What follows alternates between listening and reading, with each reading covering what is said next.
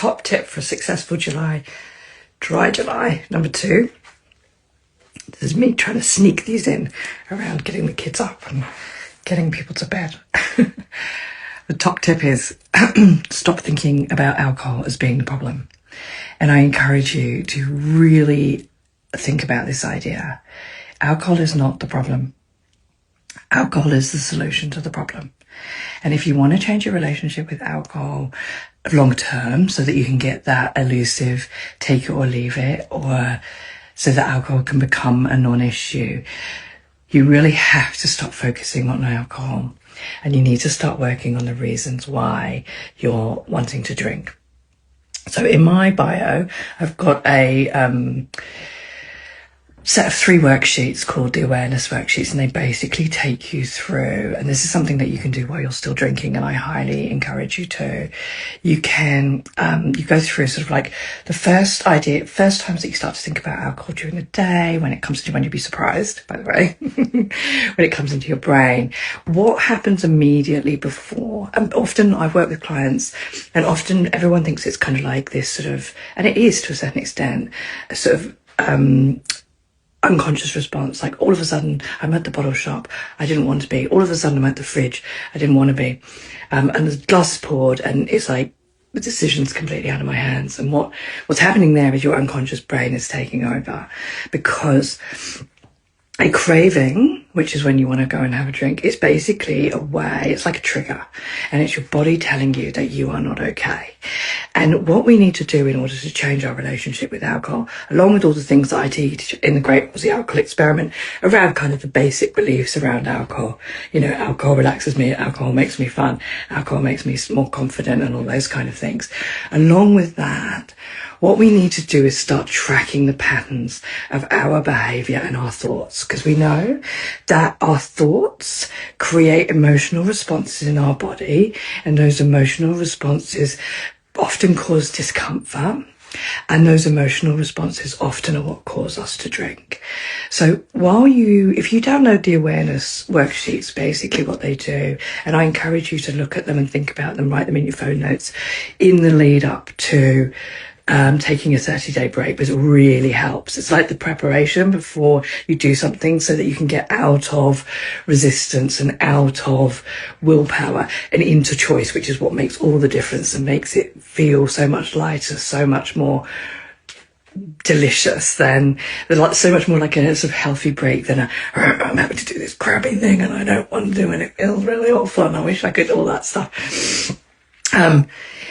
But you start by continuing your drinking patterns as normal, and then really looking into, you know, actually then from a mindful perspective, what happens when I do drink. So and really starting to pay attention to, what does it taste like in my mouth? What happens to my tongue? What happens to the inside of my mouth? How does it feel in my body? And then you can start noticing, you can write the physical sensations, and this can be really hard for those of us who are neurodivergent. If we have alexithymia, or if we have low, and for most female assigned at birth, we have very low interoceptive awareness, because we have had to push down our needs for the whole of our lives to be amenable, to be compliant, to be nice. And, you know, this is intergenerational. It's not just, you know, we call it people pleasing. I prefer the word fawning, which is one of the sort of fight, fleas, or fawn safety responses. And alcohol is 100% a safety response. It's a response, a way that we can stay when we're feeling great discomfort. Now, that discomfort can be caused by a lot of different things, and that's what we want to start to understand. So for most of the people I work with, we drink to stop the busy brain, to get a break from all of the, and so the problem isn't the alcohol there, the problem's the inner critic, or the, you know, the complete, like, we need to do this, we can't forget that, we must remember that, we must do that, oh, when you did that, that caused that, and that was the reason why we find ourselves, and then judging ourselves to be in the place that we want, all that stuff, future catastrophe, if I don't do this, I'm going to be all that stuff. I want you to really notice all of that.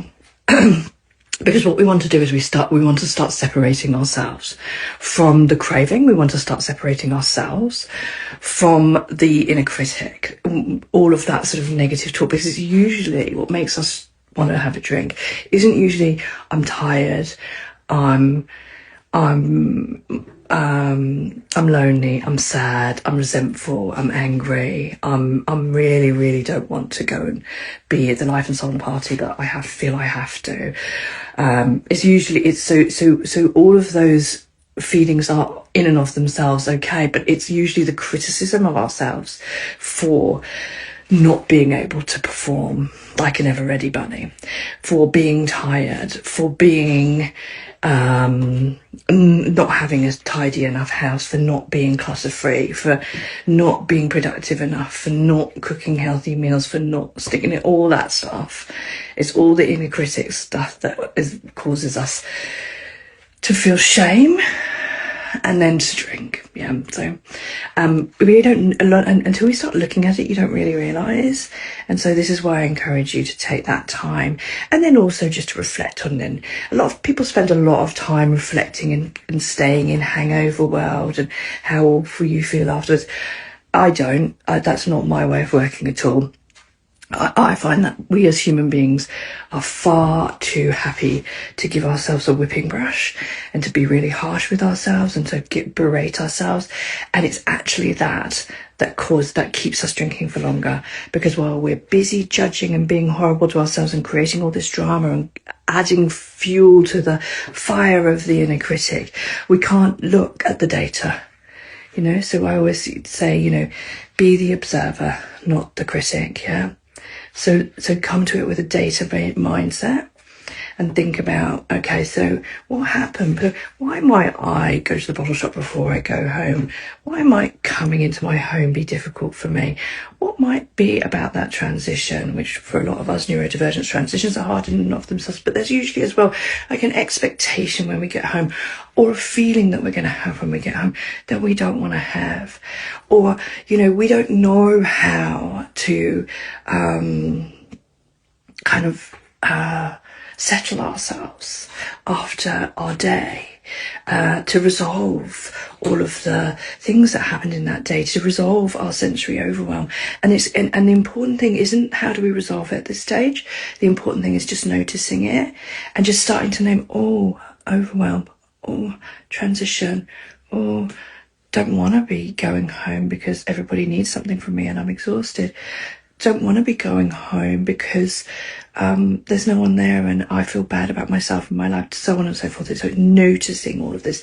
This is really important preparation for stopping drinking, because when we take a 30-day break from drinking, we suddenly, all of these things are happening and we don't have our usual tool to help us manage those. So if we can notice them beforehand and start working on them, and that's what we do in the alcohol experiment, which I'm starting on the 1st of July, that's so helpful for moving towards, which I know everybody wants, this take it or leave it relationship with alcohol, one where we can just, it's like a peanut butter sandwich, or maybe peanut butter's probably not the right one, but like a turkey sandwich. We can take it or leave it. It's not a big deal. All right, so I encourage you to do that first thing. So this is number 2 on the tips, and as I said, the awareness worksheets are in my bio on Instagram, or if you just write awareness in the comments, I'll send you those directly, or you can DM me if you don't want to put them in the public comments. Alrighty, have a good day. Bye.